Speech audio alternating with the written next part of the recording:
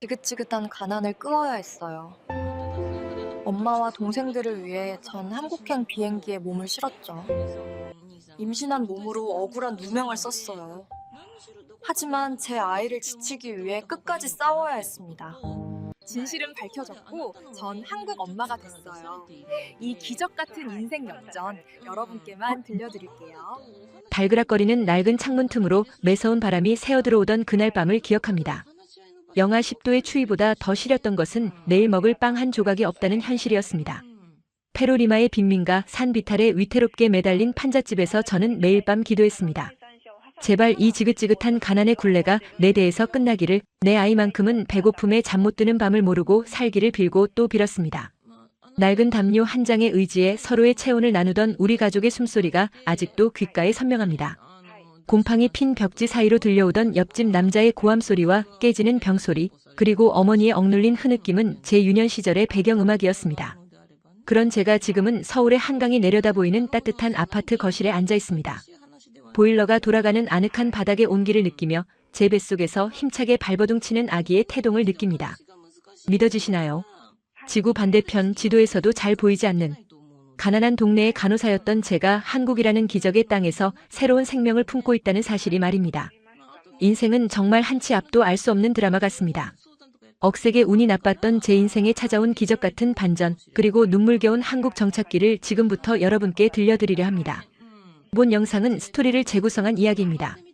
구독과 좋아요, 그리고 따뜻한 댓글은 구독자님께 큰 행운을 드립니다.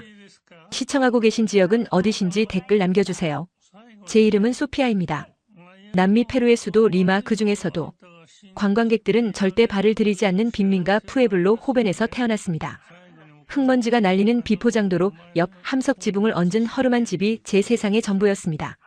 아버지는 제가 5살 때 공사판 사고로 한쪽 다리를 다치셨습니다. 제대로 된 보상금 한 푼 받지 못한 채 쫓겨나듯 일터에서 밀려나셨죠. 그날 이후 우리 집의 가장은 어머니였습니다. 어머니는 시장에서 옥수수를 삼아 파셨지만 하루 벌어 하루 먹기도 벅찬 수입이었습니다. 저는 어릴 때부터 생각했습니다. 돈이 없어서 병원 문턱조차 밟지 못하고 진통제로 버티다 돌아가신 할머니처럼 살지는 않겠다고요. 악착같이 공부했습니다. 촛불 하나의 의지에 밤새 책을 읽었고 교과서를 살 돈이 없어 친구의 책을 베껴 썼습니다. 그렇게 죽기 살기로 노력한 끝에 저는 간호대학에 입학했고 졸업 후에는 지역 국립병원의 간호사가 되었습니다. 동네 사람들은 저를 보며 개천에서 용났다고 부러워했습니다. 하얀 간호사복을 입은 제 모습이 성공의 상징처럼 보였겠죠. 하지만 현실은 참혹했습니다. 제가 일하던 병원은 병원이라기보다 수용소에 가까웠습니다. 환자들에게 놔줄 주사기조차 부족해 일회용 주사기를 몰래 소독했어야 했고 기본적인 항생제가 없어 폐혈증으로 죽어가는 아이들을 지켜봐야만 했습니다.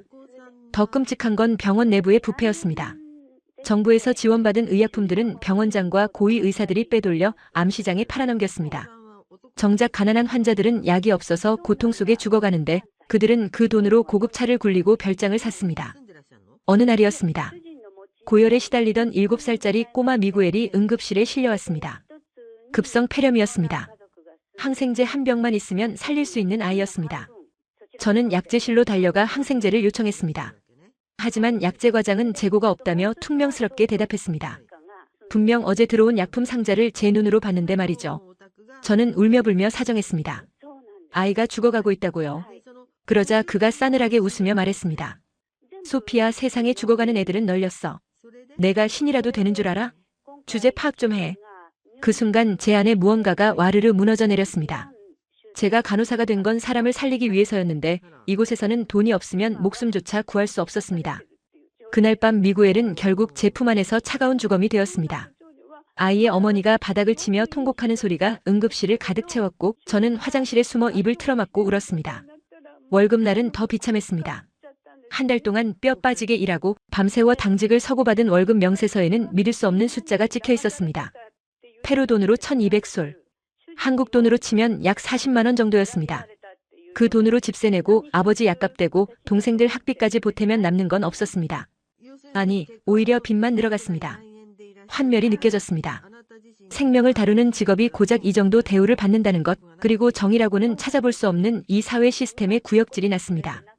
퇴근길 버스 창가에 머리를 기대고 멍하니 밖을 바라보는데 낡은 전광판에서 K-POP 뮤직비디오가 흘러나왔습니다. 화려한 조명, 세련된 사람들, 깨끗한 거리. 화면 속 그곳은 마치 다른 행성 같았습니다. 한국. 이름만 들어본 그 낯선 나라가 제 가슴속에 작은 불씨를 지폈습니다. 집에 돌아와 낡은 노트북을 켜고 한국을 검색하기 시작했습니다. 그리고 저는 충격적인 사실을 알게 되었습니다. 한국의 최저 시급, 그리고 간호사의 평균 연봉. 계산기를 두드려 보던 제 손이 부들부들 떨렸습니다. 한국에서 한 달만 일하면 제가 이곳에서 뼈 빠지게 3년을 일해서 모을 돈을 벌 수 있다는 계산이 나왔습니다. 3년치 월급이 그곳의 한 달 월급이라니. 처음에는 제 눈을 의심했습니다. 0을 하나 잘못 본 게 아닌가 몇 번이고 다시 확인했습니다. 하지만 사실이었습니다. 허탈함과 동시에 오기가 생겼습니다. 내가 왜 여기서 이러고 살아야 하지? 내 젊음을, 내 열정을 왜 이런 시궁창 같은 현실에 낭비해야 하지? 그날 밤 저는 결심했습니다. 떠나자. 이 지옥 같은 현실에서 벗어나 기회의 땅으로 가자. 하지만 결심만으로 갈 수 있는 곳이 아니었습니다. 비행기 표값만 해도 제 몇 달치 월급이었으니까요. 저는 독하게 마음먹었습니다. 병원 근무가 끝나면 식당에서 접시를 닦았고 주말에는 부잣집 청소부로 일했습니다. 하루에 3시간만 자며 돈을 모았습니다. 동료 간호사들은 저보고 미쳤다고 했습니다. 무슨 부귀영화를 누리겠다고 그렇게 사냐고요. 하지만 저는 대꾸하지 않았습니다. 제 목표는 오직 하나, 한국행 비행기 표였습니다. 1년을 그렇게 살았습니다. 손은 거칠어졌고 다크서클은 턱 밑까지 내려왔지만 통장에 찍힌 숫자가 늘어날 때마다 가슴이 뛰었습니다. 드디어 목표 금액을 채운 날 저는 사직서를 던졌습니다. 병원장이 비웃으며 말했습니다. 내가 거기 간다고 뭐 달라질 것 같아? 외국인 노동자가 뻔하지. 저는 속으로 외쳤습니다. 두고 보세요. 보란듯이 성공해서 당신들이 틀렸다는 걸 증명할 테니까요. 가족들과의 이별은 생각보다 더 힘들었습니다. 공항 출국장에서 어머니는 제 손을 꼭 잡고 놓지 못하셨습니다. 우리 딸 가서 아프지 말고, 밥 굶지 말고, 힘들면 언제든 돌아와. 어머니의 거친 손등 위로 제 눈물이 뚝뚝 떨어졌습니다. 아버지와 동생들을 뒤로하고 탑승 게이트로 들어가는 발걸음이 천근만근 무거웠습니다. 하지만 뒤돌아보지 않았습니다. 지금 돌아보면 영영 이 가난을 벗어날 수 없다는 걸 알았으니까요. 비행기가 이륙하고 창밖으로 멀어지는 리마의 야경을 보며 저는 입술을 깨물었습니다. 반드시 성공해서 가족들을 호강시켜주겠다고 맹세했습니다. 24시간이 넘는 긴 비행 끝에 인천공항에 도착했을 때 저는 압도당하고 말았습니다. 대리석처럼 반짝이는 바닥, 돔 형태의 웅장한 천장, 질서 정연하게 움직이는 사람들. 미래 도시에 온 것 같았습니다. 공항버스를 타고 서울로 향하는 길, 창밖으로 보이는 풍경은 경이로움 그 자체였습니다. 끝도 없이 펼쳐진 고층 빌딩 숲, 한강 다리의 화려한 조명, 도로를 가득 메운 깨끗한 자동차들. 페루에서는 상상도 할 수 없는 풍경이었습니다. 숙소에 도착해 짐을 풀고 처음으로 한국의 편의점에 갔습니다. 진열대에 가득 찬 물건들, 밝은 조명, 친절한 직원. 24시간 언제든 안전하게 물건을 살 수 있다는 사실이 믿기지 않았습니다. 페루에서는 밤에 나가는 것 자체가 목숨을 건 모험이었으니까요. 한국 생활은 녹록지 않았습니다. 언어 장벽이 가장 큰 문제였습니다. 제가 할 수 있는 한국어라고는 안녕하세요, 감사합니다가 전부였으니까요. 저는 낮에는 어학당에서 한국어를 배우고 밤에는 식당 아르바이트를 했습니다. 고기 불판을 닫고 서툰 한국어로 주문을 받으며 온갖 구박을 받기도 했습니다. 말귀도 못 알아듣는데 왜 썼어? 라는 손님의 불평을 들을 때면 화장실에 숨어 눈물을 훔치기도 했습니다. 하지만 포기할 수 없었습니다. 페루에 있는 가족들을 생각하면 약해질 틈이 없었습니다. 저는 닥치는 대로 단어를 외웠습니다. 버스 안에서도 화장실에서도 잠들기 전에도 한국어 책을 놓지 않았습니다. 어느 날 제가 일하던 고깃집에 한 단체 손님이 왔습니다. 근처 대학병원 의사 선생님들이었습니다. 회식 자리였는데 한 분이 급체했는지 식은땀을 흘리며 쓰러지셨습니다. 다들 당황해서 우왕좌왕하는 사이 저도 모르게 달려갔습니다. 간호사로서의 본능이었습니다. 환자의 상태를 살피고 넥타이를 풀고 기도를 확보했습니다. 그리고 손지압을 하며 응급처치를 했습니다. 다행히 그분은 곧 의식을 찾으셨습니다. 주변에 있던 의사 선생님들이 놀란 눈으로 저를 쳐다보셨습니다. 아가씨 뭐야? 응급처치를 할 줄 아네? 저는 서툰 한국어로 대답했습니다. 저 페루에서 간호사였어요. 그 순간 그들의 눈빛이 달라지는 걸 느꼈습니다. 단순한 외국인 노동자가 아니라 전문 지식을 가진 동료로 봐주는 눈빛이었습니다. 그 사건이 제 인생의 터닝 포인트가 되었습니다. 그 자리에 있던 레지던트 선생님 중 한 분이 저에게 관심을 가져주셨습니다. 그가 바로 지금의 제 남편 민준 씨입니다. 민준 씨는 저에게 다가와 명함을 건네며 말했습니다. 간호사셨군요. 한국어가 서툴러서 여기서 일하시는 게 안타깝네요.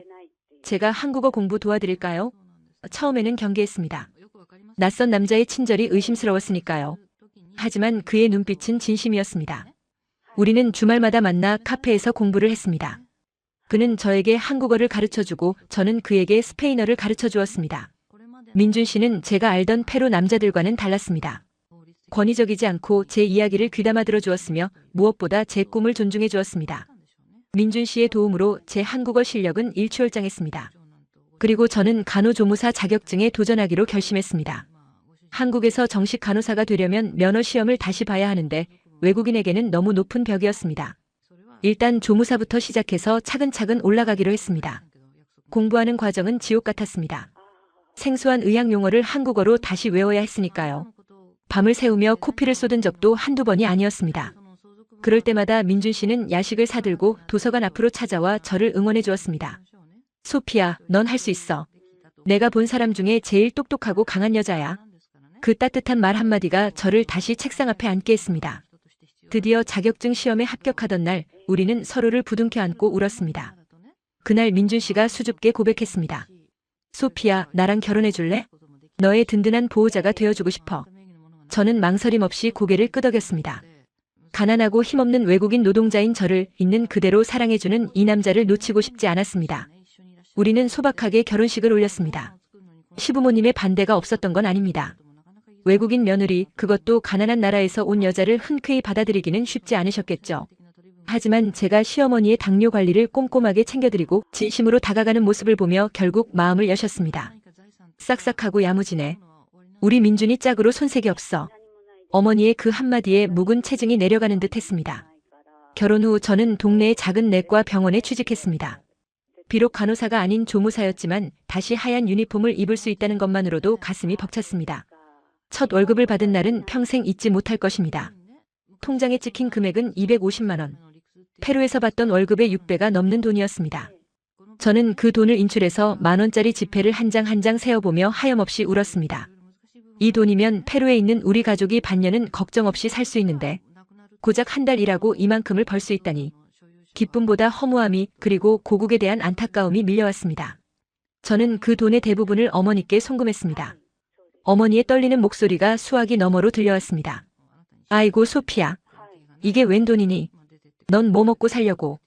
저는 씩씩하게 말했습니다. 엄마, 나 여기서는 부자야. 걱정 말고 맛있는 거 사 먹고 아빠 약도 제일 좋은 걸로 사.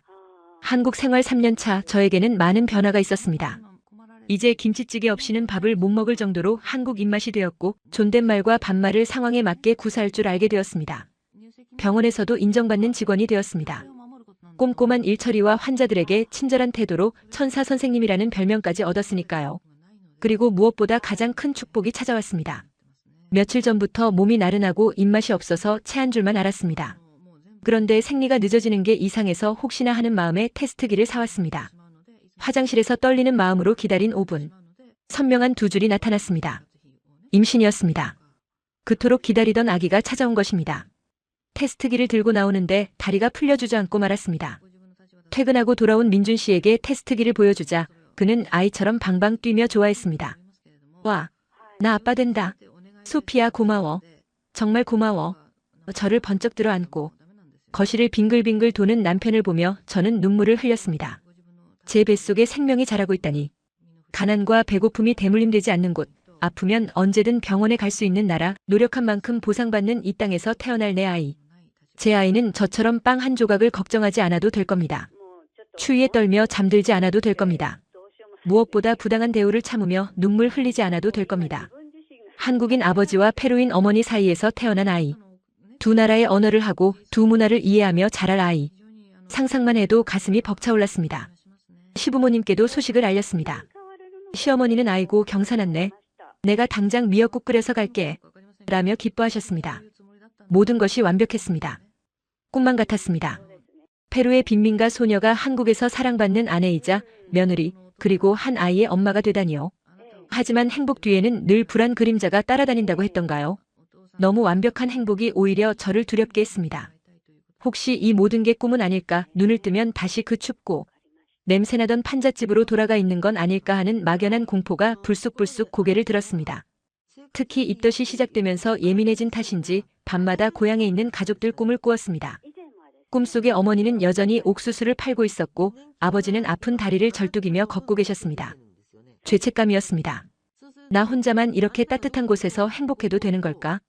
가족들을 두고 떠나온 이기적인 딸이라는 생각이 저를 괴롭혔습니다. 어느 날 밤 남편이 자다가 끙끙 앓는 소리에 잠에서 깼습니다. 식은땀을 흘리며 악몽을 꾸는 듯 했습니다. 여보, 괜찮아? 흔들어 깨우자 남편이 놀란 눈으로 일어났습니다. 꿈이었구나. 다행이다. 무슨 꿈이냐고 묻자 남편은 잠시 머뭇거리더니 제 손을 잡으며 말했습니다. 내가 갑자기 사라지는 꿈을 꿨어. 페루로 돌아가 버려서 내가 아무리 찾아도 못 찾는 꿈. 남편의 눈가에 물기가 맺혀 있었습니다. 그만큼 저를 사랑하고 불안해한다는 뜻이겠죠. 저는 남편을 꼭 안아주며 속삭였습니다. 바보, 내가 어딜 가? 당신이랑 우리 아기 두고 절대 안 가. 남편의 품에 안겨 다시 잠을 청했지만 저는 쉽게 잠들 수 없었습니다.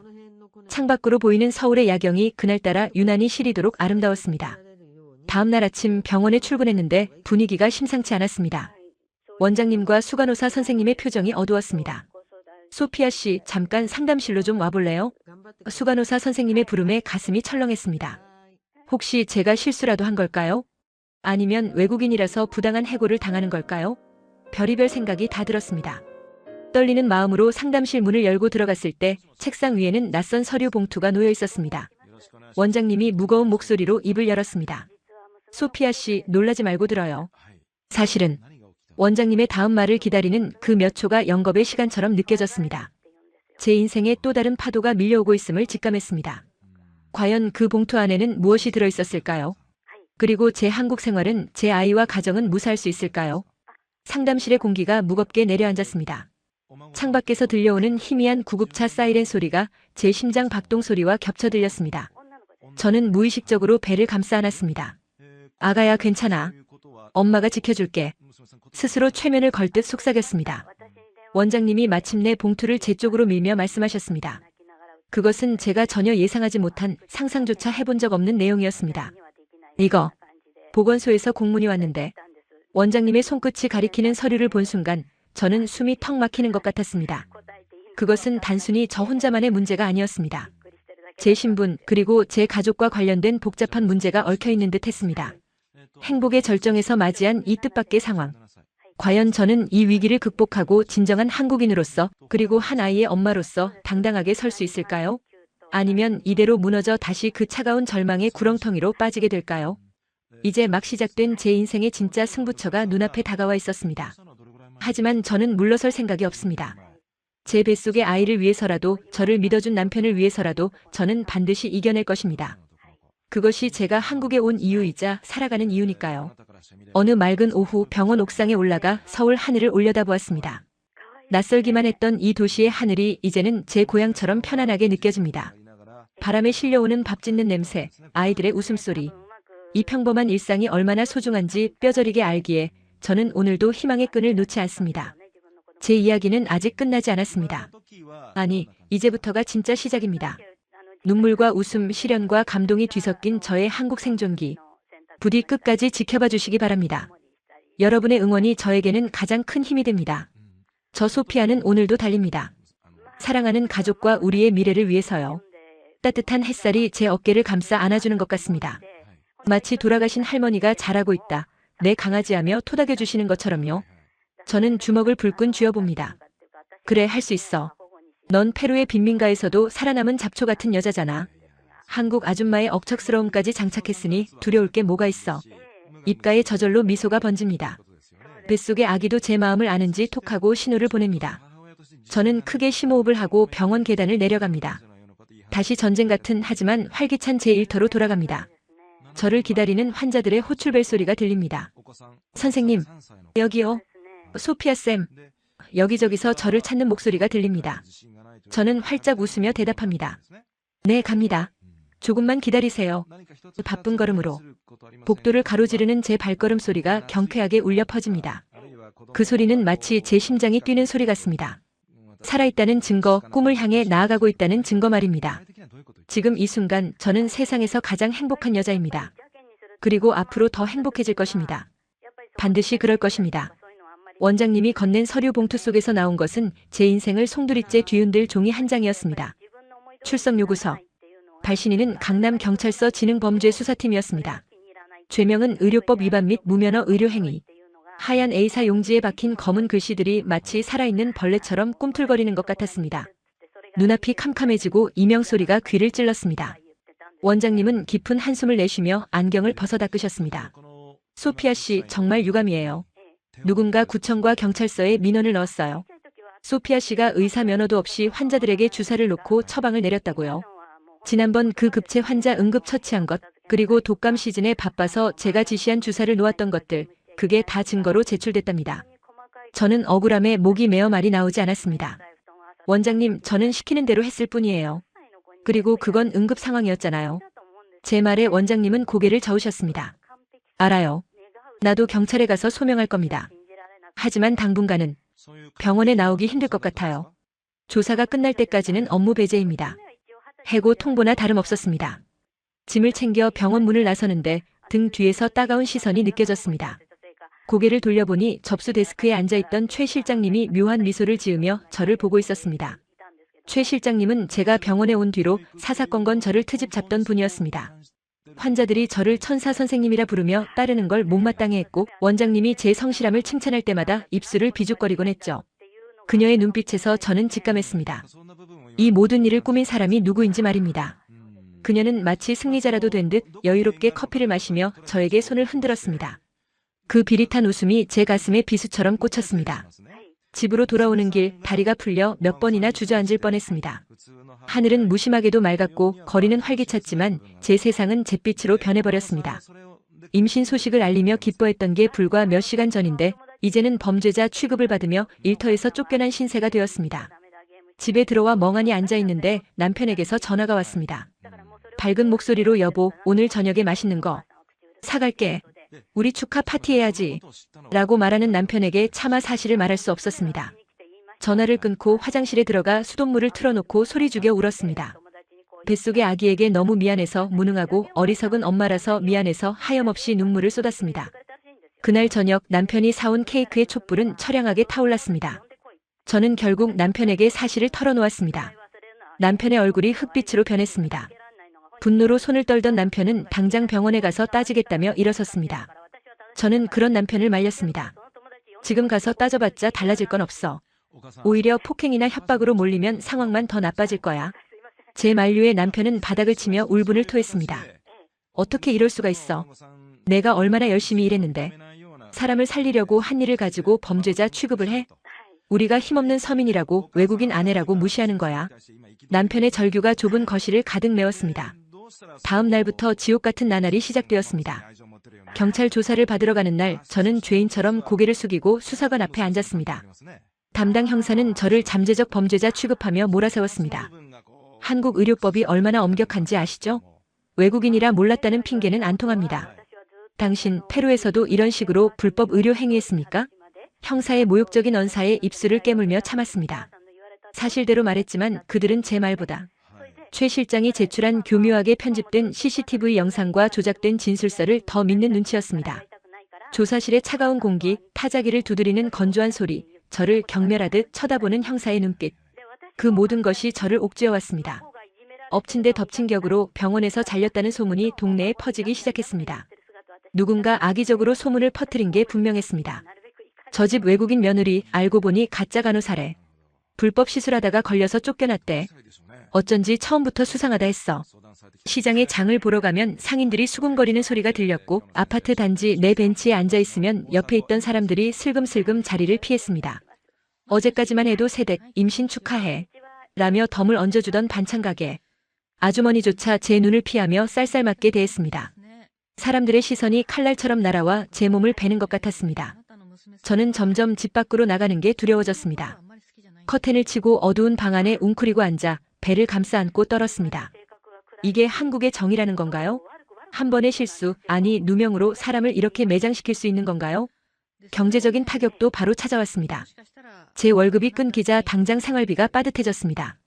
변호사를 선임하려면 목돈이 필요한데 우리 수중에 있는 돈은 출산 준비를 위해 모아둔 적금이 전부였습니다.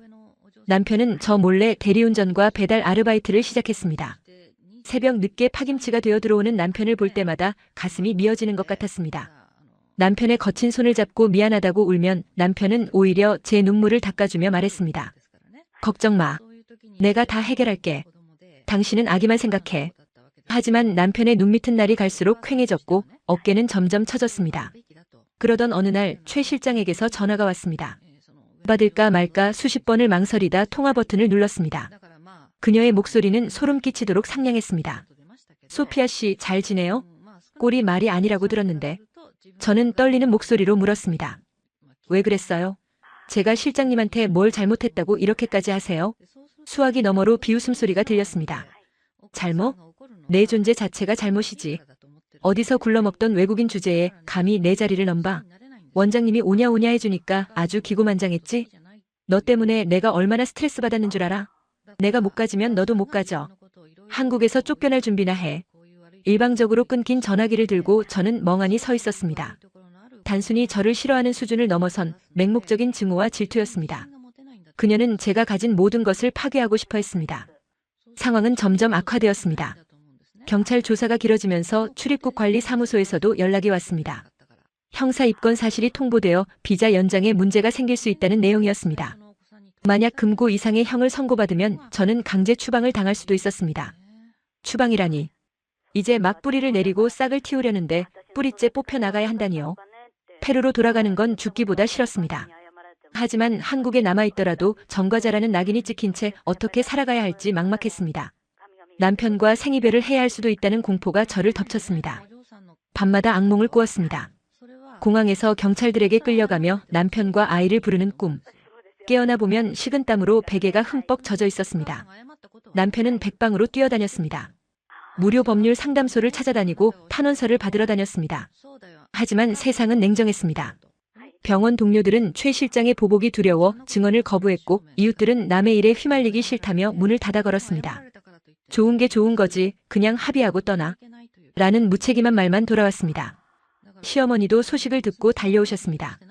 어머니는 저를 붙잡고 통곡하셨습니다. 불쌍한 내 새끼 복도 지지리도 없지. 하느님도 무심하시지. 어머니의 눈물에 저는 더 마음이 아팠습니다. 저 때문에 온 집안이 쑥대밭이 된 것 같아 죄스러웠습니다.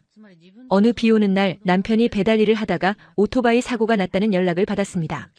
빗길에 미끄러져 타박상을 입었다는 전화를 받고 저는 맨발로 병원으로 달려갔습니다. 응급실 침대에 누워있는 남편을 보는 순간 참았던 둑이 터지고 말았습니다. 찢어진 바지, 피 묻은 붕대, 고통으로 일그러진 얼굴. 그 모든 게 다 제 탓인 것만 같았습니다. 남편은 저를 보자마자 괜찮다며 웃어 보이려 애썼지만 그 미소가 너무 아파서 견딜 수가 없었습니다. 여보 미안해. 나 때문에. 나만 없었으면 당신 이렇게 고생 안 해도 되는데. 제 말에 남편은 정색하며 화를 냈습니다. 그런 소리 하지 마. 우리가 뭘 잘못했는데?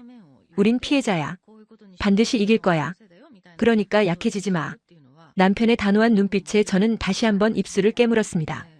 그래, 무너지지 말자. 여기서 주저앉으면 저 악마 같은 최 실장이 원하는 대로 되는 거다. 하지만 현실의 벽은 너무나 높고 단단했습니다. 경찰은 기소 의견으로 사건을 검찰에 송치했고 우리는 정식 재판을 준비해야 했습니다. 변호사 선임 비용은 상상을 초월했습니다. 결국 우리는 살던 전셋집을 빼서 월세로 옮기고 그 보증금으로 변호사를 샀습니다. 좁고 눅눅한 반지하 방 곰팡이 냄새가 나는 그곳으로 이사하던 날 저는 뱃속의 아기에게 끊임없이 속삭였습니다. 미안해 아가. 엄마가 미안해. 조금만 참자. 곧 다시 좋은 곳으로 가게 해줄게. 창문 틈으로 보이는 사람들의 다리를 보며 저는 다시 페루의 빈민가로 돌아온 듯한 절망감을 느꼈습니다. 가난은 끈질긴 악령처럼 저를 따라다녔습니다. 재판 준비 과정에서 최 실장의 악랄함은 극에 달했습니다. 그녀는 인터넷 지역 커뮤니티와 맘카페에 저에 대한 허위 사실을 유포했습니다. 무자격 외국인이 불법 시술을 해서 환자가 장애를 입을 뻔했다. 돈을 노리고 환자에게 접근했다. 위장 결혼이다라는 말도 안 되는 루머들이 걷잡을 수 없이 퍼져나갔습니다. 댓글에는 저를 향한 입에 담지 못할 욕설과 비난이 쏟아졌습니다. 너희 나라로 돌아가라. 세금 축내지 말고 꺼져라. 익명성 뒤에 숨은 사람들의 광기는 무서웠습니다. 저는 길을 가다가도 누군가 저를 알아볼까봐 모자를 깊게 눌러쓰고 마스크로 얼굴을 가려야 했습니다. 세상 모든 사람이 저를 손가락질하는 것 같았습니다. 스트레스 탓인지 하혈을 하기도 했습니다. 산부인과에서는 유산기가 있다며 절대 안정을 취하라고 했습니다. 하지만 쉴 수가 없었습니다. 가만히 누워있으면 불안해서 미칠 것 같았으니까요. 저는 인터넷에 올라온 악플들을 하나하나 캡처하고 반박 자료를 만들었습니다. 페루 간호대학 졸업증명서, 성적표, 병원 근무 기록 등을 번역해서 변호사에게 보냈습니다. 지푸라기라도 잡는 심정이었습니다. 그러다 우연히 최 실장의 과거 행적에 대한 이야기를 듣게 되었습니다. 예전 병원에서도 비슷한 일로 동료를 괴롭혀 쫓아낸 전력이 있다는 소문이었습니다. 저는 그 피해자를 찾아내기 위해 수소문했습니다. 만약 증인을 찾을 수만 있다면 상황을 뒤집을 수 있을지도 모른다는 희망이 보였습니다. 며칠간의 밤샘 검색과 수소문 끝에 저는 최 실장에게 당해 병원을 그만두었다는 간호조무사의 연락처를 알아냈습니다. 떨리는 손으로 전화를 걸었습니다. 신호음이 길게 이어지는 동안 제 심장은 터질 듯이 뛰었습니다. 마침내 여보세요? 하는 경계심 가득한 목소리가 들려왔습니다. 저는 제 사정을 간절하게 설명했습니다. 제발 도와달라고, 진실을 밝혀달라고 읍소했습니다. 하지만 돌아온 대답은 차가웠습니다. 죄송해요. 저 그 여자랑 다시 엮이고 싶지 않아요. 생각만 해도 치가 떨려요. 그냥 똥 밟았다고 생각하고 잊으세요. 저처럼요. 전화는 끊어졌고 저는 바닥에 주저앉아 통곡했습니다. 유일한 희망이라고 생각했던 끝마저 끊어지는 순간이었습니다. 재판 날짜는 다가오는데 우리에게 유리한 증거는 하나도 없었습니다. 최 실장은 유능한 변호사를 샀는지 법리적인 허점을 파고들며 저를 올감했습니다. 검찰 측 공소장에는 제가 상습적으로 불법 의료 행위를 했다고 적혀 있었습니다. 단 한 번의 응급처치가 상습적인 범죄로 둔갑해 있었습니다. 변호사님조차 쉽지 않겠다. 집행유예만 나와도 다행이다라며 고개를 저었습니다. 집행유예가 나오면 비자 연장이 거부될 확률이 매우 높았습니다. 사실상 한국에서의 삶이 끝난다는 사형 선고나 다름없었습니다. 재판을 일주일 앞둔 어느 날 밤 밖에서 웅성거리는 소리가 들렸습니다. 무슨 일인가 싶어 창문으로 내다보니 낯선 남자들이 우리 집 현관문을 두드리고 있었습니다. 검은 양복을 입은 사내들이었습니다. 야, 문 열어. 안에 있는 거 다 알아. 거친 고함 소리에 잠자던 남편이 벌떡 일어났습니다. 누구세요? 남편이 묻자 그들은 현관문을 발로 걷어차며 소리쳤습니다. 소피야? 그 여자 여기 살지? 우리 최 실장님이 보냈다. 합의금 내놓으라고. 정신적 피해 보상금 안 내놓으면 가만 안 둔다고. 그것은 사채업자나 다름없는 불법 추심원들이었습니다. 최 실장이 민사소송까지 걸겠다고 협박하며 깡패들을 보낸 것이었습니다. 공포에 질려 벌벌 떠는 저를 뒤로하고 남편이 현관문을 열고 나갔습니다. 당신들 뭐야? 당장 안 가? 경찰에 신고할 거야. 남편이 소리쳤지만 그들은 콧방귀를 뀌며 남편을 밀쳤습니다. 신고해봐. 어차피 불법 체류자 마누라 데리고 사는 주제에. 그들은 집 안으로 밀고 들어와 가구들을 뒤엎고 행패를 부렸습니다. 아기용품들이 바닥에 나뒹굴고 우리가 아끼던 결혼사진 액자가 깨져 산산조각이 났습니다.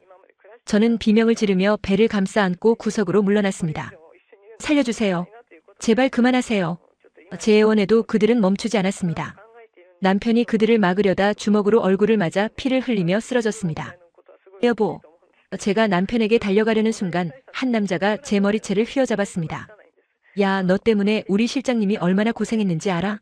돈 내놔. 안 그러면 입에 무사하지 못할 줄 알아. 그가 제 배를 향해 위협적인 몸짓을 했습니다. 극도의 공포감에 숨이 턱 막히고 눈앞이 하얘졌습니다. 이대로 죽는구나. 내 아이도 남편도 나도 여기서 끝이구나. 한국이라는 꿈의 나라가 순식간에 지옥의 불구덩이로 변해버린 순간이었습니다. 깨진 유리 조각에 비친 제 얼굴은 공포로 일그러져 사람이 아닌 것 같았습니다. 뱃속에 아기가 요동치는 게 느껴졌습니다. 아가야, 미안해. 엄마가 약해서, 엄마가 힘이 없어서. 그때 멀리서 경찰차 사이렌 소리가 들려왔습니다. 누군가 신고를 한 모양이었습니다. 남자들은 재수없게 라며 침을 뱉고는 썰물처럼 빠져나갔습니다. 엉망진창이 된 집, 피투성이가 된 남편, 그리고 넋이 나간 채 주저앉아 있는 저. 열린 현관문 틈으로 차가운 밤바람이 몰아쳐 들어왔습니다. 쓰러진 남편을 끌어안고 흔들었지만 남편은 신음소리만 낼 뿐 일어나지 못했습니다. 남편의 얼굴에서 흐르는 피가 제 손을 적셨습니다. 뜨겁고 끈적한 그 액체의 감촉이 저를 현실로 데려왔습니다. 이건 꿈이 아니었습니다. 피할 수 없는 잔인하고 냉혹한 현실이었습니다. 구급차에 남편을 싣고 병원으로 가는 길, 저는 남편의 손을 꼭 잡고 기도했습니다. 제발 남편을 살려달라고. 차라리 저를 데려가라고. 응급실 복도에 홀로 앉아 수술실 불이 꺼지기를 기다리는 시간은 억겁과도 같았습니다. 제 뱃속에서는 아이가 살려달라는 듯 계속해서 발길질을 해댔고 제 머릿속에서는 최 실장의 비릿한 웃음소리가 떠나질 않았습니다. 도대체 어디서부터 잘못된 걸까요? 가난을 벗어나 행복하게 살고 싶었던 제 소박한 꿈이 그렇게 큰 죄였을까요? 새벽녘 수술을 마친 의사가 나왔습니다. 다행히 생명에는 지장이 없지만 안면 골절과 뇌진탕 증세가 있어 당분간 입원해야 한다고 했습니다. 안도의 한숨을 내쉬었지만 곧이어 막막함이 밀려왔습니다. 병원비는 어떻게 할 것이며 며칠 뒤에 있을 재판은 또 어떻게 할 것인가. 남편 없이 혼자 법정에 서야 한다는 두려움이 엄습했습니다. 주머니 속에 핸드폰이 진동했습니다. 모르는 번호였습니다. 문자를 확인한 순간 제 심장은 얼어붙고 말았습니다. 소피아 씨, 선물은 잘 받으셨나? 이건 시작일 뿐이야. 재판장 가기 전에 얌전히 짐 싸서 떠나는 게 좋을 거야. 안 그러면 다음엔 남편이 아니라 내 뱃속에 애가 타깃이 될 테니까. 최 실장이었습니다. 그녀는 악마였습니다. 법도 도덕도 통하지 않는 괴물. 저는 핸드폰을 쥔 손에 힘을 주었습니다. 분노가, 뜨거운 용암 같은 분노가 뱃속 깊은 곳에서부터 끓어올랐습니다. 더 이상 당하고만 있을 수는 없었습니다. 도망칠 곳도 물러설 곳도 없었습니다. 이제는 살기 위해, 내 가족을 지키기 위해 싸워야만 했습니다. 설령 계란으로 바위치기라 할지라도 제 몸이 부서지는 한이 있더라도 이대로 무너질 수는 없었습니다. 저는 피 묻은 옷을 털고 일어섰습니다. 병원 화장실 거울 속에 비친 제 눈빛은 예전의 순박한 소피아의 것이 아니었습니다. 도끼를 품은 상처 입은 어미 짐승의 눈빛이었습니다. 하지만 제 결의와는 상관없이 상황은 최악으로 치닫고 있었습니다. 다음 날 아침 경찰서에서 다시 연락이 왔습니다. 소피아 씨, 최 모 씨가 당신을 특수협박 및 폭행교사 혐의로 맞고소했습니다. 당신 남편이 깡패들을 사주해서 자기를 위협했다더군요. 기가 막혀서 말도 나오지 않았습니다. 피해자가 가해자로 둔갑하는 마법 같은 현실. 도저히 빠져나갈 구멍이 보이지 않는 사방이 꽉 막힌 독방에 갇힌 기분이었습니다. 절망이라는 단어조차 사치스럽게 느껴지는 완벽한 어둠이 저를 집어삼키고 있었습니다. 조사실의 형광등은 마치 수명을 다해가는 곤충의 날갯짓처럼 파르르 떨리며 신경질적인 소음을 내뱉고 있었습니다. 그 불규칙한 깜빡임이 제 망막을 찌를 때마다 지끈거리는 두통이 관자놀이를 타고 머리 전체로 번져나갔습니다. 좁고 밀폐된 방 안, 곰팡이가 슬어 거뭇거뭇한 시멘트 벽에서는 눅눅한 습기와 오래된 담배 냄새, 그리고 수많은 범죄자의 식은땀이 뒤섞인 역겨운 악취가 배어나와 제 코끝을 찔렀습니다. 저는 차가운 철제 책상 위에 올려진 제 양손을 내려다보았습니다. 며칠 사이 앙상하게 말라버린 손가락 마디마디가 창백하게 질려 있었고 손톱 밑에는 뜯겨나간 살점이 거칠게 일어나 있었습니다. 맞은편에 앉은 김 형사는 누렇게 변색된 서류 뭉치를 거칠게 넘기며 마치 벌레를 관찰하듯 건조하고 경멸 어린 눈빛으로 저를 훑어내렸습니다. 그의 셔츠 깃에 묻은 김치 국물 자국과 손가락 사이에 끼워진 볼펜이 책상을 톡톡 두드리는 소리가 제 심장 박동과 어긋난 박자를 이루며 숨통을 조여왔습니다. 소피아 씨, 다시 묻습니다. 남편이 깡패들을 사주해서 최 실장을 협박하라고 시켰습니까? 본인은 뒤에서 지시만 하고. 형사의 목소리는 낮고 탁했습니다. 그것은 질문이라기보다는 이미 결론을 내려놓은 자의 지루한 확인 절차에 가까웠습니다. 저는 마른 침을 삼켰습니다. 목구멍이 사포로 문지른 듯 까슬거려 침조차 제대로 넘어가지 않았습니다. 아니에요. 몇 번을 말씀드려야 해요. 남편은 피해자예요. 그 사람들이 우리 집을 부수고 남편을 때렸어요. 우리는 돈도 없고 깡패를 알지도 못해요. 제발, 제발 믿어주세요. 제 목소리는 떨리고 갈라져 형편없이 흔들렸습니다. 하지만 김 형사는 콧방귀를 뀌며 입꼬리를 비틀어 올렸습니다. 그는 책상 위에 놓인 태블릿 PC를 제 앞으로 들이밀었습니다. 화면 속에는 최 실장이 깁스를 한 채 병상에 누워 인터뷰하는 영상이 재생되고 있었습니다. 그녀의 얼굴은 화장기 없이 창백하게 연출되어 있었고 눈가에는 인공 눈물을 넣은 듯 물기가 그렁그렁했습니다. 저 외국인 여자가 자기 나라 갱단이랑 연결되어 있다고 했어요. 한국을 우습게 알고 저를 죽이겠다고. 화면 속 최 실장의 가증스러운 목소리가 고막을 찢고 들어와 뇌수까지 파고드는 것 같았습니다. 그녀의 거짓말은 너무나 정교하고 뻔뻔해서 차라리 현실이 아니라 삼류 드라마의 한 장면을 보고 있는 듯한 착각마저 들게 했습니다. 혈관을 타고 흐르는 피가 거꾸로 솟구치는 분노에 온몸이 부들부들 떨렸습니다. 어떻게 인간이 저토록 악랄할 수 있을까요? 저 여자는 단순히 저를 해고하는 것으로 만족하지 않고 저와 제 가족의 인생을 송두리째 짓밟아 으깨버리려 하고 있었습니다. 뱃속의 아기가 불안한 듯 백가죽을 쿵 하고 찼습니다. 그 묵직한 태동이 저를 겨우 현실의 끈으로 붙잡아매 주었습니다. 아가야 미안해. 엄마가 약해서 미안해. 속으로 수천 번을 되뇌며 입술을 피가 나도록 깨물었습니다. 조사가 끝나고 대기실로 나왔을 때 복도 의자에는 최 실장이 앉아 있었습니다. 그녀는 형사 앞에서의 가련한 모습은 온데간데 없이 다리를 꼬고 앉아 스마트폰을 들여다보며 킬킬거리고 있었습니다. 저와 눈이 마주치자 그녀는 천천히 자리에서 일어나 제게 다가왔습니다. 그녀에게서 풍기는 짙은 향수 냄새가 경찰서의 퀴퀴한 냄새를 덮으며 역겹게 피어올랐습니다. 그것은 마치 썩은 고기 위에 뿌려진 방향제처럼 불쾌한 부조화를 이루었습니다. 그녀는 제 귀에 입을 가져다 대고 뱀이 혀를 날름거리듯 속삭였습니다. 맞지? 여기는 한국이야. 너 같은 불법 체류자 말을 믿을 것 같아? 아니면 내 말을 믿을 것 같아?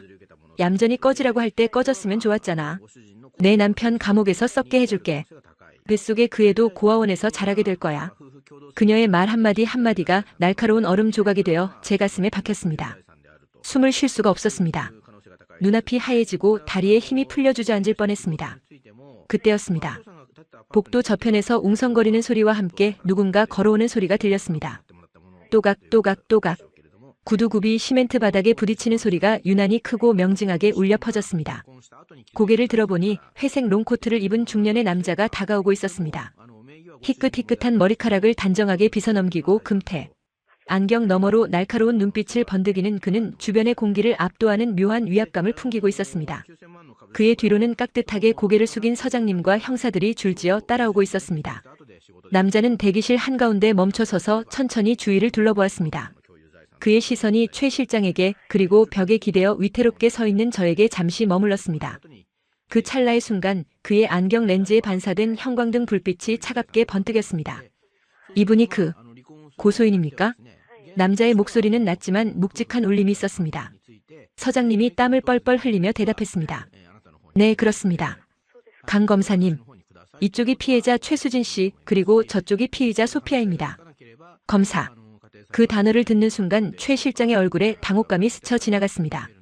하지만 그녀는 곧바로 태세를 전환하여 다시금 세상에서 제일 불쌍한 피해자의 표정을 지으며 남자에게 다가갔습니다. 검사님, 억울합니다. 저 여자가 됐습니다. 남자는 최 실장의 말을 단칼에 잘랐습니다. 그의 차가운 대답에 최 실장이 입을 딱 벌린 채 굳어버렸습니다.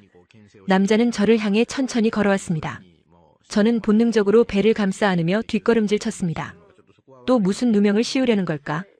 또 어떤 모욕을 주려는 걸까? 공포에 질린 제 눈동자가 걷잡을 수 없이 흔들렸습니다. 남자는 제 앞에서 멈춰섰습니다. 그리고 주머니에서 손수건을 꺼내 제게 건넸습니다. 입술에서 피가 납니다. 예상치 못한 친절에 저는 멍하니 그를 올려다보았습니다. 남자의 눈은 차가웠지만 그 안에는 알 수 없는 깊이가 담겨 있었습니다. 그는 저에게서 시선을 거두고 옆에 서 있던 수행원에게 손짓했습니다. 수행원이 서류 가방에서 두꺼운 파일 하나를 꺼내 남자에게 건넸습니다. 남자는 파일을 펼쳐들고 천천히 읽어내려갔습니다. 종이가 넘어가는 소리만이 정적에 휩싸인 복도를 채웠습니다. 사그락 사그락. 그 소리가 마치 제 운명을 결정짓는 카운트다운처럼 들렸습니다. 기록을 보니 재미있는 부분이 있더군요. 피의자 소피아 씨가 불법 의료 행위를 했다고 주장하는 그 시각, 피해자라고 주장하는 환자의 차트에는 전혀 다른 약물이 투여된 것으로 기록되어 있습니다. 그리고 그 약물은 남자가 고개를 들어 최 실장을 뚫어지게 쳐다보았습니다. 간호조무사는 처방할 권한이 없는 향정신성 의약품이더군요. 최수진 씨, 당신 아이디로 접속한 기록이 남아 있습니다. 최 실장의 얼굴이 흑빛으로 변했습니다. 그녀의 눈동자가 갈 곳을 잃고 이리저리 흔들렸습니다. 그건 오해입니다. 제가 한 게 아니라 소피아가 제 아이디를 훔쳐서. 아이디를 훔쳤다? CCTV에는 당신이 컴퓨터 앞에 앉아있는 모습이 아주 선명하게 찍혀 있던데요. 남자가 태연하게 대꾸하자 최 실장은 입술을 파르르 떨며 뒷걸음질 쳤습니다. 그녀의 완벽해 보이던 거짓말의 성벽에 금이 가기 시작한 것입니다. 하지만 그녀는 쉽게 물러서지 않았습니다. 그녀는 갑자기 바닥에 주저앉으며 가슴을 부여잡고 소리를 질렀습니다. 아, 빼야. 배가 아파. 스트레스 때문에. 아이고 나 죽네. 그녀의 헐리우드 액션에 형사들이 당황하며 우왕좌왕했습니다. 서장님도 어쩔 줄 몰라 하며 구급차를 부르라고 소리쳤습니다. 최 실장은 바닥을 구르며 비명을 질러댔지만 저는 보았습니다. 그녀가 곁눈질로 검사의 반응을 살피고 있다는 것을요. 그것은 명백한 쇼였습니다. 상황을 모면하기 위한 치졸한 연기였습니다. 그런데 그때 진짜 비명 소리가 들렸습니다. 최 실장의 연기에 가려져 있던 진짜 고통에 찬 신음소리였습니다. 최 실장과 함께 증인으로 출석했던 제가 불법 시술을 했다고 거짓 증언을 했던 환자 김 씨였습니다. 그는 대기실 구석 의자에 앉아 있다가 갑자기 앞으로 고꾸라졌습니다. 쿵 하는 둔탁한 소리와 함께 그의 몸이 바닥에 처박혔습니다. 김 씨, 왜 이래? 형사 하나가 달려가 그의 몸을 흔들었습니다. 하지만 김 씨는 대답이 없었습니다. 그의 몸은 화로처럼 펄떡거렸고 입가에는 허연 거품이 보글거리고 있었습니다. 눈동자는 흰자위만 보인 채 뒤집혀 있었고 목에 핏대가 터질 듯 솟아올라 있었습니다. 기도가 막힌 듯 쌕쌕거리는 거친 숨소리만이 그의 목구멍에서 힘겹게 새어나오고 있었습니다. 이거 간질 아니야? 구급차. 빨리 구급차 불러. 어떻게 좀 해봐. 숨 넘어가잖아. 경찰서는 순식간에 아수라장이 되었습니다. 형사들은 당황해서 소리만 지를 뿐 누구 하나 선뜻 나서지 못했습니다. 최 실장 역시 자신의 연기를 멈추고 멍하니 그 광경을 바라보고 있었습니다. 그녀는 간호조무사 경력이 10년이 넘는다고 자랑했지만 실제 응급 상황 앞에서는 아무것도 할 줄 모르는 무능력자였습니다. 공포에 질려 입을 틀어막고 뒷걸음질치는 그녀의 모습은 비겁하기 짝이 없었습니다. 시간이 멈춘 듯 했습니다. 김 씨의 얼굴은 점점 청색증으로 보라색으로 변해가고 있었습니다. 1분, 아니 30초만 지체하면 뇌 손상이 오거나 심장이 멈출 수도 있는 위급한 상황이었습니다. 제 심장이 미친 듯이 뛰기 시작했습니다. 두려움이 엄습했습니다. 지금 나서면 또다시 불법 의료 행위로 몰릴 수 있습니다. 저 남자가 죽든 말든 내버려 두는 게 저에게는 안전한 선택일지도 모릅니다. 그는 저를 거짓으로 고발한 사람이니까요. 하지만 제 몸은 머리의 명령을 거부했습니다. 페루의 열악한 병원에서 수없이 많은 죽음을 목격하며 살릴 수 있는 생명을 놓쳤을 때의 그 뼈아픈 고통이 제 척추를 타고 전율처럼 흘렀습니다. 간호사로서의 본능, 생명에 대한 경외심이 공포를 집어삼켰습니다. 저는 저도 모르게 인파를 헤치고 앞으로 튀어나갔습니다. 비키세요. 다들 비키세요. 제 고함 소리에 사람들이 흠칫 놀라 길을 터주었습니다. 저는 김 씨의 옆에 무릎을 꿇고 앉았습니다. 차가운 바닥의 냉기가 무릎을 뚫고 들어왔지만 느껴지지 않았습니다. 김 씨의 목을 만져보니 맥박이 희미하고 불규칙하게 뛰고 있었습니다. 기도가 완전히 막혀 있었습니다. 혀가 말려들어가 기도를 막고 있는 것이었습니다. 기도 확보해야 해요. 손수건. 아무거나 줘요. 저는 소리치며 김 씨의 고개를 뒤로 젖히고 턱을 들어 올렸습니다. 입을 벌리려 했지만 경련으로 인해 턱이 꽉 다물려 있어 열리지 않았습니다. 억지로 입을 벌리려다가는 치아가 부러지거나 제 손가락이 잘릴 수도 있었습니다. 주변을 둘러보았습니다. 책상 위에 놓인 볼펜이 눈에 들어왔습니다. 저는 주저없이 볼펜을 집어들었습니다. 형사님, 이분 다리 잡으세요. 움직이지 못하게 꽉 잡아요. 얼떨결에 김 형사가 김 씨의 다리를 붙잡았습니다. 저는 볼펜 몸통을 김 씨의 어금니 사이에 조심스럽게 밀어넣고 지렛대 원리로 턱을 벌렸습니다. 그리고 검사님이 주셨던 손수건을 손가락에 감고 입안으로 집어넣었습니다. 끈적한 타액과 피 비린내가 확 풍겼습니다. 손가락 끝에 미끌거리는 혀가 잡혔습니다. 저는 혀를 끄집어내고 기도를 확보했습니다. 후, 막혀있던 숨길이 트이자 김 씨가 거칠게 숨을 몰아쉬기 시작했습니다. 하지만 아직 끝이 아니었습니다. 경련이 멈추지 않았습니다. 저는 그의 셔츠 단추를 뜯어내듯 풀고 벨트를 풀었습니다. 혈액순환을 돕기 위해서였습니다. 그리고 주변 사람들에게 소리쳤습니다. 설탕물이나 줄 수 없어요? 저혈당 쇼크일 수도 있어요. 마침 여경 한 명이 마시고 있던 오렌지 주스를 건넸습니다. 저는 주스를 제 손수건에 적셔 김 씨의 입술과 잇몸에 발라주었습니다. 만약 저혈당으로 인한 쇼크라면 당분이 흡수되면서 의식이 돌아올 것이었습니다. 1초가 1시간처럼 길게 느껴지는 침묵의 시간이 흘렀습니다. 제 이마에서 땀방울이 뚝뚝 떨어져 김 씨의 셔츠를 적셨습니다. 제발 살아나요. 당신이 나를 모함했어도 당신은 한 아이의 아버지일 수도 있고 누군가의 남편일 수도 있잖아요. 죽지 마세요. 그때였습니다. 김 씨의 몸이 크게 한번 들썩이더니 경련이 잦아들기 시작했습니다. 뒤집혔던 눈동자가 제자리로 돌아오고 거친 숨소리가 점차 규칙적인 리듬을 찾기 시작했습니다. 창백하던 얼굴에 희미하게나마 혈색이 돌아왔습니다. 낮은 신음소리와 함께 김 씨가 눈을 떴습니다. 초점 없는 눈으로 허공을 응시하다가 이내 걱정스러운 눈빛으로 자신을 내려다보고 있는 저와 눈이 마주쳤습니다. 저는 그제야 참고 있던 숨을 토해내며 바닥에 주저앉았습니다. 온몸에 힘이 빠져 손가락 하나 까딱할 수 없었습니다. 정적. 경찰서 복도에는 무거운 침묵만이 감돌았습니다. 방금 전까지 저를 범죄자 취급하며 손가락질하던 형사들도, 꾀병을 부리던 최 실장도, 그리고 회색 코트의 검사님도 모두가 숨을 죽인 채 저를 바라보고 있었습니다. 그들의 눈빛에는 경악과 혼란, 그리고 일말의 경외심이 뒤섞여 있었습니다. 특히 최 실장은 마치 귀신이라도 본 것처럼 하얗게 질린 얼굴로 입을 떡 벌리고 있었습니다. 그녀는 방금 제가 보여준 처치가 자신이 흉내조차 낼 수 없는 숙련된 전문가의 영역임을 누구보다 잘 알고 있었을 것입니다.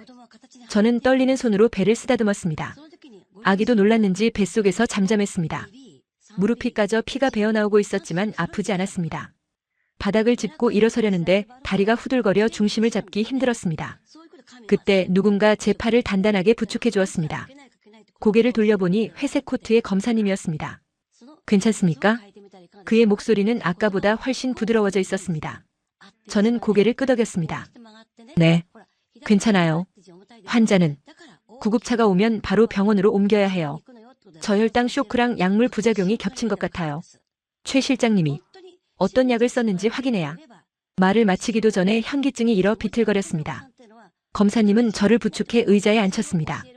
그리고는 천천히 몸을 돌려 아직도 바닥에 멍하니 앉아있는 최 실장을 바라보았습니다. 그의 눈빛은 이제 차가움을 넘어 서리빨 같은 분노를 담고 있었습니다. 최수진 씨. 검사님의 목소리가 복도에 낮게 깔렸습니다. 방금 이 상황 어떻게 설명하시겠습니까? 당신이 불법 시술자라고 고발한 이 사람은 당신이 아무것도 못하고 떨고 있을 때 사람을 살려냈습니다. 무면허요? 자격 미달이요? 제가 보기엔 이 자리에 있는 의료인 중 진짜 자격이 없는 사람은 단 한 명뿐인 것 같군요. 최 실장은 아무 말도 하지 못했습니다. 그녀의 입술이 파르르 떨리고 있었습니다. 그녀의 시선이 저와 마주쳤습니다. 그녀의 눈동자 속에 담긴 것은 더 이상 오만함이나 도끼가 아니었습니다. 그것은 패배자의 굴욕감, 그리고 자신의 거짓말이 만천하에 드러났다는 공포였습니다. 그때 구급대원들이 들것을 들고 뛰어들어왔습니다. 그들은 김 씨의 상태를 확인하더니 놀란 듯 말했습니다. 기도 확보랑 응급처치가 아주 완벽하네요. 덕분에 살았습니다. 누가 하신 겁니까? 모든 사람의 시선이 저에게 쏠렸습니다. 김 형사마저도 쑥스러운 듯 헛기침을 하며 저를 가리켰습니다. 저분이 했습니다. 구급대원은 저에게 엄지손가락을 치켜 세워 보이고는 김 씨를 싣고 나갔습니다. 구급차의 사이렌 소리가 멀어지자 다시금 정막이 찾아왔습니다. 하지만 이번 정막은 아까와는 달랐습니다. 저를 짓누르던 무거운 공기가 사라지고 대신 새로운 기류가 흐르고 있었습니다. 그것은 진실의 무게가 거짓의 껍데기를 깨트리고 나오는 소리 없는 파동이었습니다. 검사님은 안경을 고쳤으며 서장님에게 말했습니다. 이 사건 전면 재수사하겠습니다. 피의자와 피해자가 뒤바뀐 것 같군요. 그리고 그는 바닥에 떨어진 최 실장의 핸드폰을 가리켰습니다. 방금 저 여자가 쓰러질 때 핸드폰 화면이 켜져 있더군요. 누군가에게 메시지를 보내려던 것 같은데 내용을 보니 일이 꼬였다. 돈 더 줄 테니까 입 막아라고 적혀 있더군요. 증거인멸 및 위증교사 혐의 현행범으로 체포하세요. 그 말이 떨어지자마자 최 실장은 비명을 지르며 엎드려 빌기 시작했습니다. 잘못했어요. 한 번만 봐주세요. 제가 시킨 게 아니에요. 저 여자가. 하지만 이미 늦었습니다. 형사들이 그녀의 양팔을 붙잡아 일으켰습니다. 그녀가 저에게 씌우려 했던 그 차가운 수갑이 이제는 그녀의 손목에 채워지고 있었습니다. 찰카닥. 그 금속성의 마찰음이 그토록 경쾌하게 들릴 수 있다는 것을 저는 처음 알았습니다. 그녀는 끌려나가면서도 저를 노려보며 악을 썼지만 그 모습은 발악하는 짐승의 추한 몸부림에 불과했습니다. 저는 의자에 깊숙이 몸을 기대고 천장을 올려다보았습니다. 깜빡이던 형광등이 이제는 멈추고 환하게 빛나고 있었습니다. 눈물이 주르륵 흘러내려 뺨을 적셨습니다. 슬픔의 눈물이 아니었습니다. 안도의 눈물, 그리고 억눌려왔던 서름이 터져나오는 해방의 눈물이었습니다. 검사님이 제 옆에 다가와 섰습니다. 그는 주머니에서 명함 한 장을 꺼내 제게 내밀었습니다. 제 소개가 늦었군요. 서울중앙지검 특수부 강민혁 검사입니다. 당신 남편분 탄원서를 읽고 왔습니다. 그리고 오늘 제 눈으로 직접 확인했군요. 당신이 어떤 사람인지. 저는 떨리는 손으로 명함을 받았습니다. 하얀 명함 위에 박힌 금박 글씨가 제 눈물에 번져 반짝였습니다. 도와드리겠습니다. 소피아 씨. 당신이 잃어버린 명예, 그리고 당신 가족의 평범한 일상, 제가 전부 되찾아드리겠습니다. 그의 말은 단순한 위로가 아니었습니다. 그것은 약속이었습니다. 칠흑 같은 어둠 속에서 마침내 한 줄기 빛이 내려와 제 손을 잡아주는 순간이었습니다. 저는 명함을 가슴에 품고 고개를 숙여 감사의 인사를 전했습니다. 목이 메어 말은 나오지 않았지만 제 마음은 그에게 전달되었으리라 믿습니다. 창밖을 보니 어느새 어둠이 물러가고 새벽의 푸르스름한 빛이 세상을 밝히고 있었습니다. 밤새 내리던 비도 그치고 젖은 아스팔트 위로 아침 햇살이 비치기 시작했습니다. 긴 악몽의 끝이 보였습니다. 그리고 이제 진짜 반격의 서막이 오르고 있었습니다. 저는 배를 쓰다듬으며 아기에게 속삭였습니다. 봤지? 엄마는 포기하지 않았어. 이제 다 괜찮아질 거야. 우리 아가 조금만 더 기다려줘. 경찰서 문을 나서자 상쾌한 아침 공기가 제 폐부 깊숙이 들어왔습니다. 어제까지만 해도 차갑고 매섭게만 느껴지던 바람이 오늘은 시원하고 부드럽게 저를 감싸 안았습니다. 저는 크게 심호흡을 하며 주먹을 불끈 쥐었습니다. 이제부터 시작입니다. 저를 괴롭혔던 모든 거짓과 싸워 이길 것입니다. 그리고 당당하게 증명할 것입니다. 제가 이 땅에서 살아갈 자격이 충분하다는 것을. 남편이 입원해 있는 병원으로 향하는 제 발걸음은 그 어느 때보다 가볍고 단단했습니다. 제 그림자가 아침 햇살을 받아 길게 뻗어나갔습니다. 그 그림자 끝에 희망이라는 이름의 꽃이 피어오르고 있는 것만 같았습니다. 병원 복도의 창문 너머로 쏟아지는 아침 햇살은 잔인할 만큼 눈부셨습니다. 밤새 내린 비에 씻겨 내려간 도시의 풍경은 투명하게 빛나고 있었지만 제 눈에는 그저 흐릿한 수채화처럼 번져 보일 뿐이었습니다. 병실 문을 열고 들어서자 소독약 냄새와 섞인 릿한 피 냄새가 코끝을 스쳤습니다. 하얀 시트 위에 누워있는 남편 민준 씨의 얼굴은 퉁퉁 부어올라 있었고 한쪽 눈은 거즈로 덮여 있었습니다. 링거액이 한 방울씩 떨어지는 투명한 관을 따라 제 시선이 천천히 내려가 멍이 들어 푸르딩딩한 남편의 손등에 머물렀습니다. 저는 조심스럽게 그 거친 손을 제 뺨에 갖다 대었습니다. 따뜻했습니다. 살아있다는 온기, 그 투박하고 정직한 체온이 제 피부를 타고 전해져 오자 참았던 눈물이 툭 터지듯 쏟아져 나왔습니다. 여보, 나왔어. 제 목소리에 남편이 힘겹게 눈을 떴습니다. 부어오른 눈꺼풀 사이로 보이는 갈색 눈동자가 저를 향해 초점을 맞추려 애쓰고 있었습니다. 남편은 저를 알아보자마자 갈라진 입술을 억지로 움직여 미소를 지어 보였습니다. 그 처참한 몰골을 하고서도 저를 안심시키려 애쓰는 그 미련한 사랑에 가슴이 미어지는 것 같았습니다. 소피야, 괜찮아? 어디 다친 데 없어? 우리 아기는? 자신은 온몸이 부서져라 맞았으면서 고작 경찰서에서 밤을 새운 저와 뱃속의 아이를 먼저 걱정하는 사람. 이 바보 같은 남자가 내 남편이라는 사실이, 그리고 내가 이 사람을 지켜냈다는 사실이 사무치게 고마웠습니다. 저는 고개를 세차게 끄덕이며 남편의 손을 꼭 잡았습니다. 괜찮아. 다 괜찮아. 우리 이제 살았어. 검사님이 다 해결해 주신대. 당신 때린 그놈들도 최 실장도 다 잡혀갔어.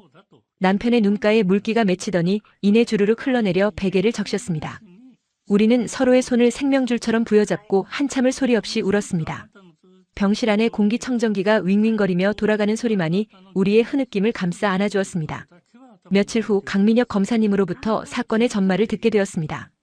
최 실장은 단순히 저를 괴롭힌 것을 넘어 병원의 마약류 관리법을 상습적으로 위반하고 빼돌린 약물을 불법 유통해 온 중범죄자였습니다. 제가 그녀의 아이디 도용 누명을 쓰고 쫓겨났던 그날, 사실은 그녀가 자신의 범죄 행각이 드러날까봐 저를 희생양으로 삼았던 것이었습니다. 또한 깡패들을 동원한 청부 폭력 혐의까지 더해져 그녀는 구치소 독방에 수감되었습니다. 검사님은 저에게 압수된 최 실장의 다이어리 사본을 보여주었습니다. 그곳에는 저를 향한 저주에 가까운 질투와 열등감이 빼곡히 적혀 있었습니다. 어디서 굴러먹던 외국인 따위가 내 자리를 넘봐. 남편도 없는 주제에 임신 유세는. 읽는 내내 손이 떨렸지만 한편으로는 그녀가 불쌍하게 느껴졌습니다. 남을 짓밟지 않고서는 자신의 존재 가치를 증명할 수 없었던 그 빈껍데기 같은 인생이 가엾게 여겨졌습니다. 그리고 저를 거짓으로 고발했던 환자 김 씨가 찾아왔습니다. 그는 다 낡아빠진 점퍼 차림에 퀭한 눈을 하고 있었습니다. 그는 제 앞에 무릎을 꿇고 바닥에 머리를 지시겼습니다. 쿵, 쿵, 쿵. 이마가 바닥에 부딪히는 소리가 병원 로비에 울려 퍼졌습니다. 죽을 죄를 지었습니다. 제 딸아이가 백혈병입니다. 수술비가 없어서 미치기 일보 직전이었는데 최 실장이 돈을 준다고 해서 눈이 뒤집혀서 그랬습니다. 정말 죄송합니다. 제 목숨 살려주신 은인한테 제가 짐승만도 못한 짓을 했습니다. 그의 정수리에는 희끗희끗한 새치가 가득했고 낡은 운동화 뒤축은 닳아서 너덜너덜해져 있었습니다. 그에게서 풍기는 냄새는 고단한 삶의 땀 냄새이자 가난의 냄새였습니다. 페루 빈민가에서 제 아버지가 풍기던 그 냄새와 너무나 닮아 있어 저는 차마 그를 내칠 수가 없었습니다. 저는 떨리는 손을 뻗어 그의 어깨를 감싸 일으켰습니다. 일어나세요. 당신을 용서해서가 아닙니다. 당신 딸을 위해서예요. 아버지가 범죄자가 되면 그 아이는 누가 돌보나요? 가서 딸에게 부끄럽지 않은 아버지가 되세요. 김 씨는 제 손을 잡고 오열했습니다. 그의 뜨거운 눈물이 제 손등 위로 떨어졌습니다. 그 순간 제 마음속에 남아있던 마지막 응어리 하나가 눈 녹듯 사라지는 것을 느꼈습니다. 용서는 남을 위한 것이 아니라 결국 나 자신을 위한 것이라는 말을 뼈저리게 실감했습니다. 계절이 바뀌어 거리에 벚꽃이 눈처럼 흩날리던 4월, 저는 다시 병원으로 돌아갔습니다. 원장님은 제 손을 잡고 몇 번이나 미안하다며 사과하셨습니다. 복직하던 날 병원 입구에는 환영합니다.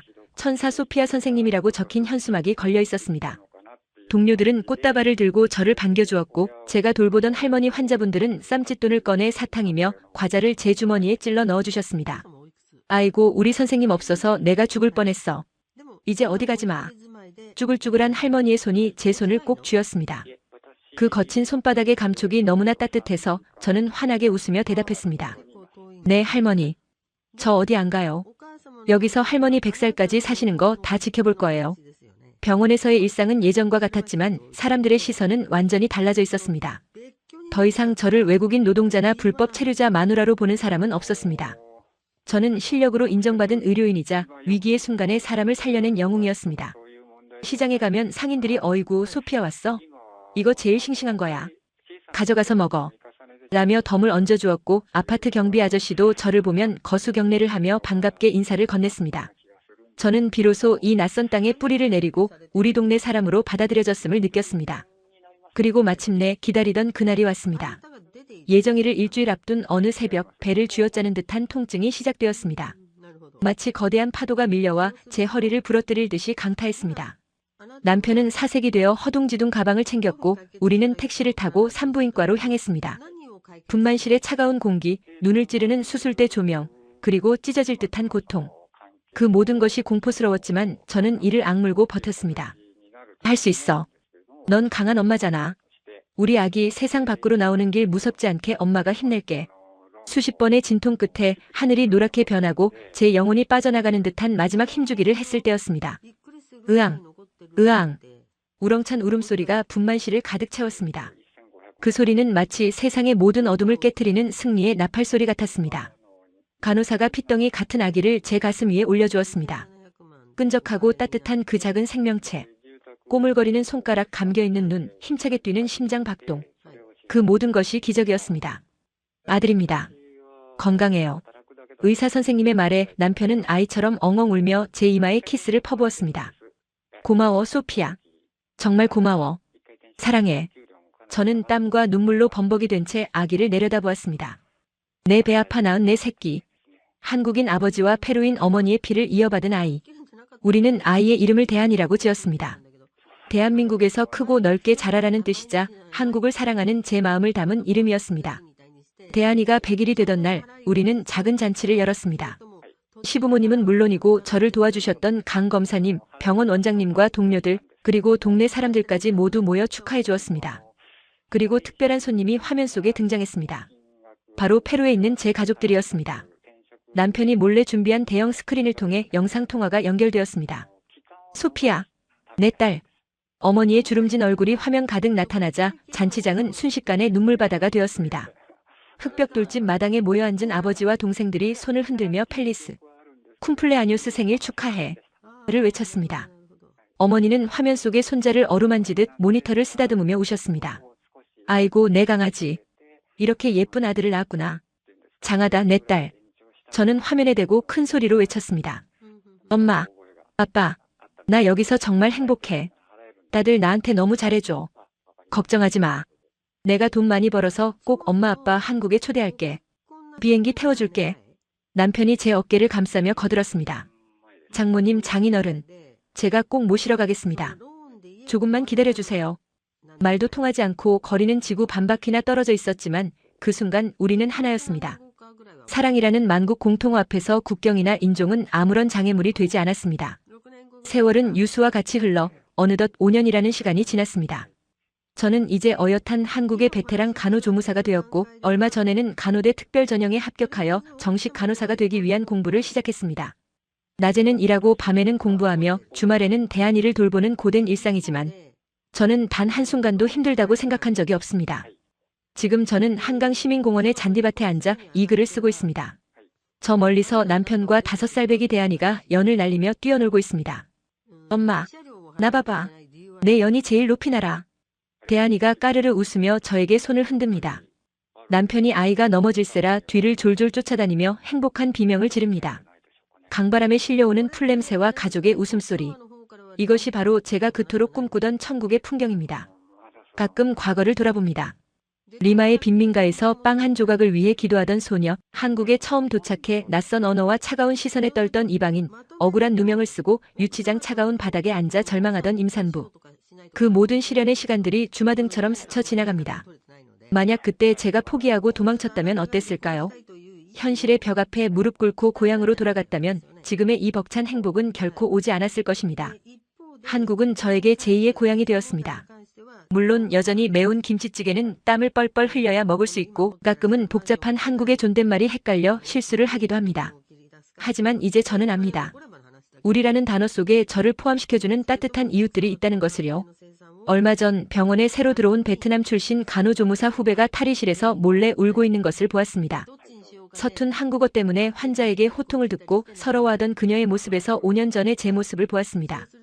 저는 조용히 다가가 그녀에게 따뜻한 캔커피를 건네며 제 명찰을 보여주었습니다. 괜찮아요. 나도 그랬어요. 처음엔 다 힘들어요. 하지만 포기하지 않으면 언젠가 당신도 여기서 빛나는 사람이 될 수 있어요. 내가 도와줄게요. 후배는 놀란 눈으로 저를 쳐다보더니 이내 활짝 웃으며 눈물을 닦았습니다. 제가 받았던 도움을 이제는 제가 누군가에게 돌려줄 수 있다는 사실이 가슴 벅차게 감사합니다. 저는 이제 더 이상 도움을 받기만 하는 약자가 아닙니다. 누군가의 손을 잡아주고 희망을 증명해 보이는 선배이자 이웃이 되었습니다. 해질녘 붉게 물든 한강의 물결 위로 서울의 스카이라인이 그림처럼 펼쳐집니다. 저는 남편과 아이의 손을 잡고 집으로 향합니다. 따뜻한 밥 짓는 냄새가 기다리는 우리 집. 그곳에는 페루에서 온 알파카 인형과 한국의 하회탈이 나란히 장식장에 놓여 있습니다. 서로 다른 두 문화가 어우러져 만들어낸 세상에서 가장 아름다운 조화입니다. 제 이야기는 여기까지입니다. 가난한 페루 소녀의 무모해 보였던 도전은 한국이라는 기적의 땅에서 해피엔딩을 맞이했습니다. 하지만 이것이 끝은 아닙니다.